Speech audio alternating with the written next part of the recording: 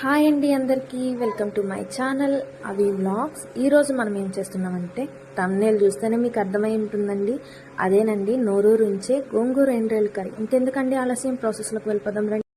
ముందుగా ఒక కడాయి తీసుకొని అందులో తగినంత నూనె వేసుకొని కొంచెం పసుపు వేసుకొని ముందుగా కడిగి పెట్టుకున్న ఎండ్రాయిల్ని వేసి దూరగా వేయించుకోవాలన్నమాట. అదేనండి, పచ్చివాసన పోయేంత వరకు వేయించుకోవాలి.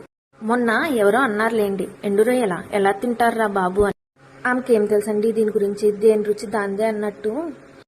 ఈ ఎండు రొయ్యల్లో ఏం వేసి వండితే ఎంత బాగా వస్తుందని మా గోదావరికి మాత్రమే తెలుసండో. బహుశా మీరు తిన్నా కానీ వదలకపోవచ్చండి. కానీ మాటల్లో పడి మర్చిపోయానండి, మన ఎండు రొయ్యలు మంచిగా వేగిపోయాయండి. ఇందులో 5 వెల్లుల్లి రొబ్బలు, ఒక చిన్నపాటి ఉల్లిపాయ, 3 పచ్చిమిర్చి కట్ చేసుకొని వేసుకో.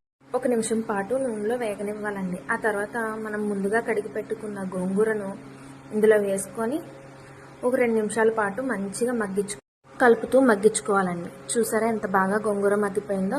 ఇప్పుడు ఇందులో తగినంత ఉప్పు, తగినంత కారము వేసుకొని కలుపుకోవాలండి. గోంగూర పుల్లగా ఉంటుంది కాబట్టి కారం కొంచెం ఎక్కువగానే వేయాలండి.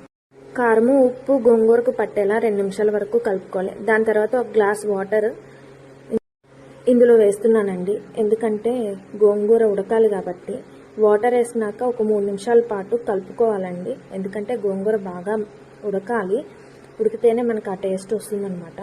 చూడండి ఎంత బాగా ఉడికిందో. ఇప్పుడు పప్పు గుత్తితో 1 నిమిషం పాటు ఇలాగా మెదుపుకోవాలన్నమాట.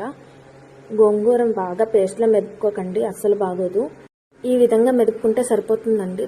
తర్వాత ఒక గిన్నెలో కొంచెం నూనె వేసుకొని 5 వెల్లుల్లి రెబ్బలు దంచుకొని వేసుకోవాలి. ఆ తర్వాత కొంచెం జీలకర్ర, కొంచెం ఆవాలు, 2 ఎండుమిర్చి, కొంచెం కరివేపాకు వేసుకొని దోరగా వేయించుకోవాలి. ఇప్పుడు ఈ పోపును తీసుకెళ్ళి ముందుగా వండుకున్న కర్రీలో వేసుకొని ఒక్కసారి కలుపుకొని ఇంకా కర్రీ దించేసుకోవడమే అండి. అంతేనండి, నోరూరించే ఆంధ్ర గోంగూర ఎండ్రాయిల కర్రీ రెడీ.